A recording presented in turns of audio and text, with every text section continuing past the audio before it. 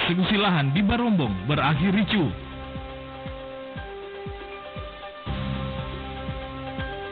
Peringatan Hari Lingkungan Hidup.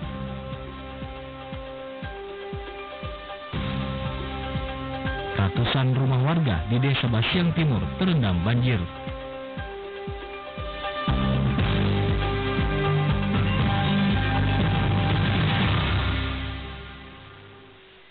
Assalamualaikum warahmatullahi wabarakatuh dan selamat petang. Saudara Warta Sulsel kembali hadir untuk Anda edisi hari ini Kamis 28 Juni 2012. Bersama saya Fitriah Syarifuddin. Dan saya Wahyudin Abu Bakar. Selain 3 informasi utama tadi, kami juga akan melengkapi informasi Anda dengan ulasan peristiwa ancaman narkoba dan tanggung jawab bersama dalam rangkaian peringatan Hari Anti Narkotika Internasional yang peringatannya dipusatkan di Kota Makassar untuk tingkat nasional di Indonesia. Sementara pada segmen perbincangan kita akan berbicara terkait dengan membangun ekonomi tanpa mengorbankan aspek lingkungan dalam rangkaian peringatan Hari Lingkungan Hidup. Ya, dan inilah Warta Sulsel selengkapnya. Kita awali dengan segmen aktualita.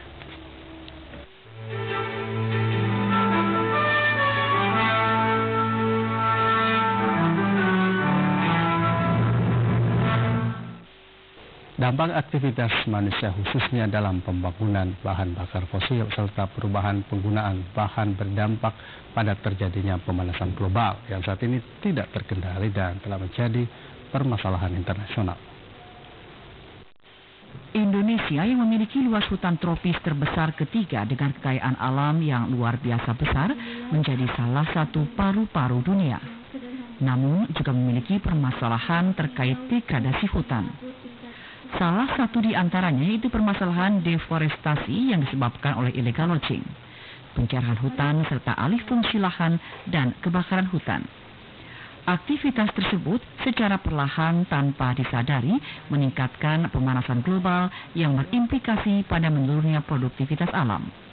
Demikian disampaikan Kepala Balai Konservasi Sumber Daya Alam Kementerian Kehutanan Provinsi Sulawesi Selatan pada peringatan Hari Lingkungan Hidup Sedunia yang diperingati bersama oleh Fakultas Kehutanan Unhas di Makassar kemarin.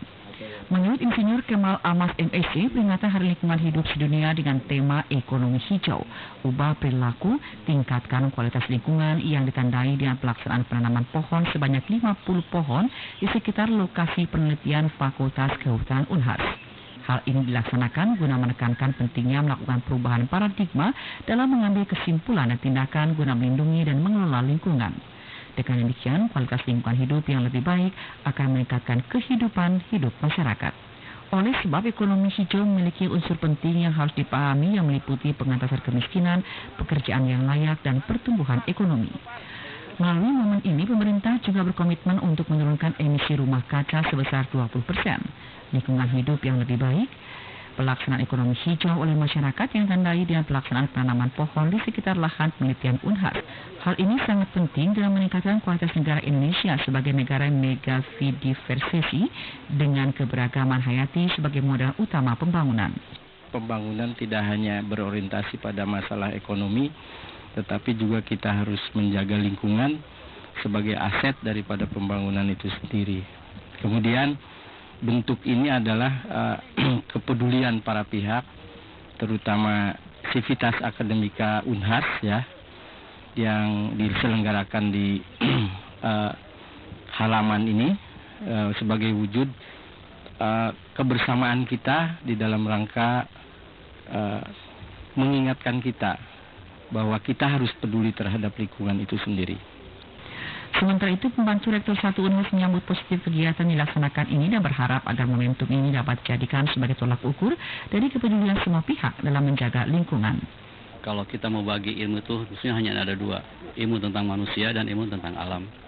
Tapi manusia sendiri kan hidup di alam, jadi tidak ada alasan bahwa manusia tidak melihara alam. Kalau alam tidak terpelihara, alam tidak akan memberikan apa-apa kepada manusia. Untuk supaya manusia bisa memetik apa yang diberikan oleh alam, dengan sendirinya manusia harus memelihara alam. Saya kira ini adalah.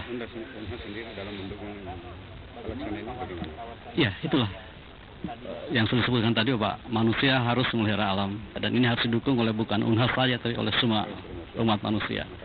Dalam rangkaian pelaksanaan kegiatan Hari Lingkungan Hidup Sedunia ini juga dilaksanakan dialog bersama dengan mahasiswa Fakultas Kehutanan dan praktisi serta pengamat kehutanan yang dilaksanakan di halaman Fakultas Kehutanan Universitas Hasanuddin dengan menampilkan narasumber Kepala BKSDA Kementerian Kehutanan Provinsi Sulsel Insinyur Kemal Amas MSc dan utusan Badan Lingkungan Hidup Provinsi Sulsel. Cukup luar biasa hutan kita ya, di urutan ketiga untuk hutan tropik. Mungkin pertama ada diberi hasil hutan Amazonnya. Betul, dan disinilah kita harus melihat bahwa manusia dan alam tidak bisa dipisahkan satu dan yang lainnya. Kata lainnya harus manusia menjaga alam, alam menjaga manusia. Problemnya ada kebutuhan di situ, betul. Ada ekonomi. Kita akan bahas di segmen Dialog Aktual Warta Sulawesi Selatan.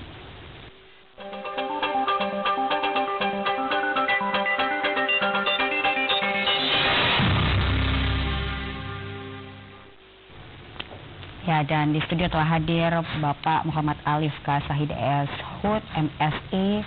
Beliau adalah akademisi kehutanan. Selamat malam, Mbak. Malam, Pak.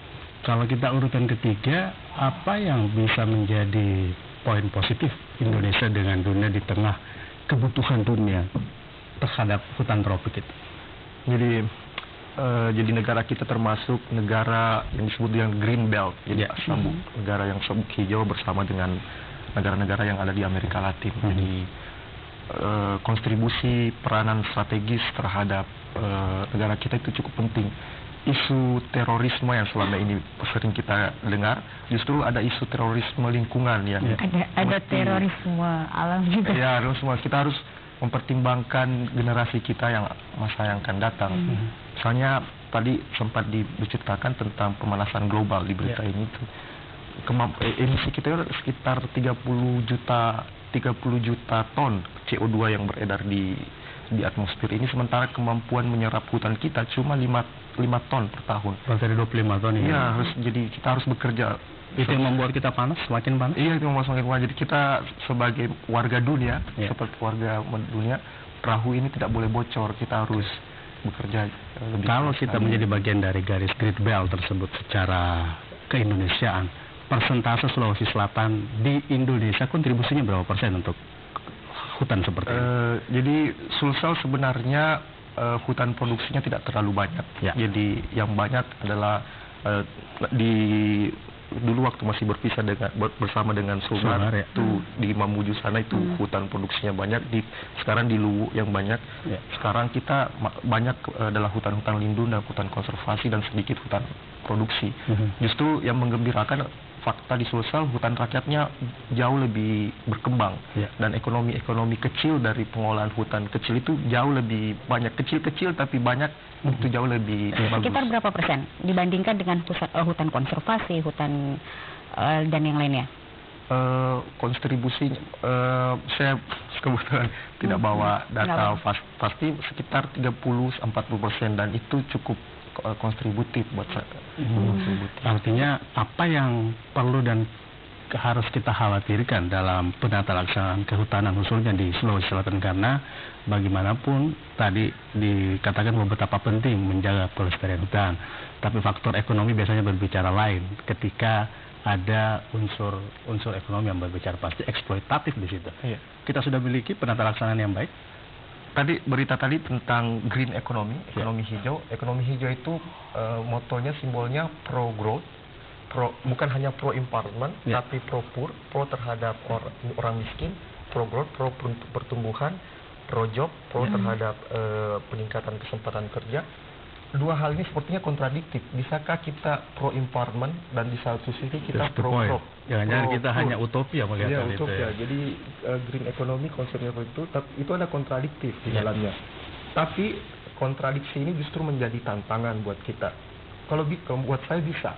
Selama tata kelola kita mulai perbaiki, semua sektor bergerak, peningkatan kapasitas di semua level, bukan hanya level pusat, kabupaten, dan yang paling penting adalah level lokal, level masyarakat, dan mungkin sampai pada level individu.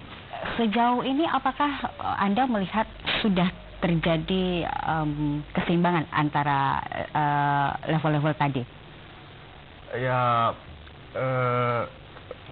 saya mulai dulu dari komitmen pemerintah pusat. Baru-baru ini Presiden Yudhoyono kembali dari konferensi Rio G20 di Rio de Janeiro, kembali dia menegaskan bahwa tanpa kesepakatan global Indonesia sudah berani bahwa akan menurunkan emisi 26% dan 46% dengan bantuan. Itu menurut saya langkah yang cukup berani dari Presiden. Apa konsekuensi dari janji? Konsekuensinya adalah semua ke bawah, semua harus bekerja, semua kapasitas kita harus kita perbaiki. Orang harus mengerti apa itu lingkungan, orang harus mulai kembali menyadari, memandang alam sendiri bukan sebagai objek, bukan sebagai sesuatu hal yang jauh, tapi alam itu adalah bagian daripada diri kita. Itu yang paling, itu paradigma yang ingin dicapai. Tapi faktanya kalau kita lihat degradasi hutan kita 40-60%, khusus di Sulawesi Selatan. Kemudian daerah-daerah yang ada hutannya, apakah punya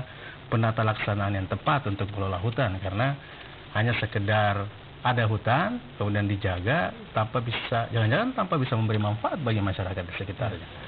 Kembali terhadap perubahan paradigma tadi. Ini sesuatu paradigma ini harus kita mulai berpikir, apa sih hutan, apa sih pentingnya hutan buat kita.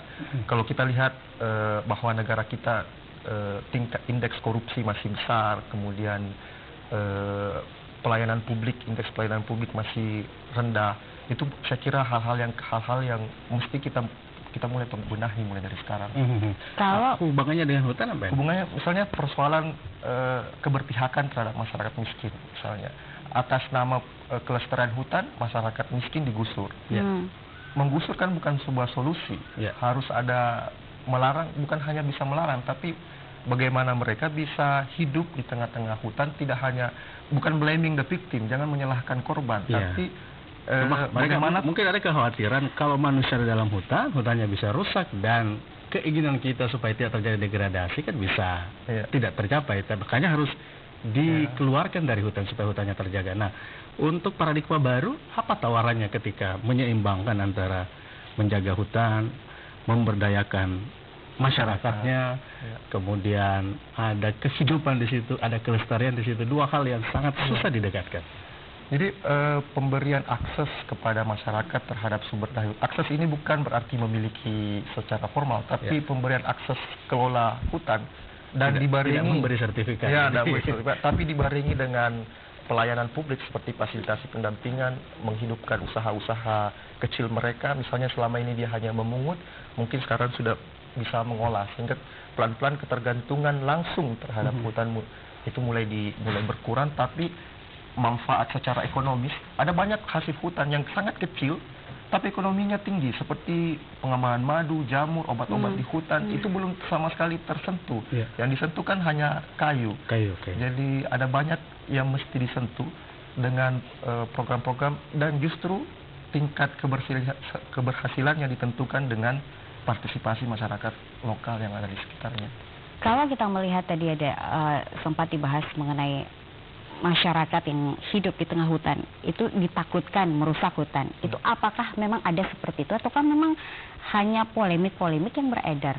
Jadi konflik pengolahan hutan kita bisa dengar ada banyak di mana-mana, baik di skala nasional yang sering kita dengar maupun di skala lokal yang diam-diam banyak sekali. Dan kalau itu konflik itu tidak kita kelola, konflik itu tidak mungkin hilang, tapi mesti kita kelola. Tidak boleh ada pembiaran. Konflik itu harus dikelola dengan baik. Kita harus menempatkan masyarakat sebagaimana masyarakat itu harus kita tempatkan.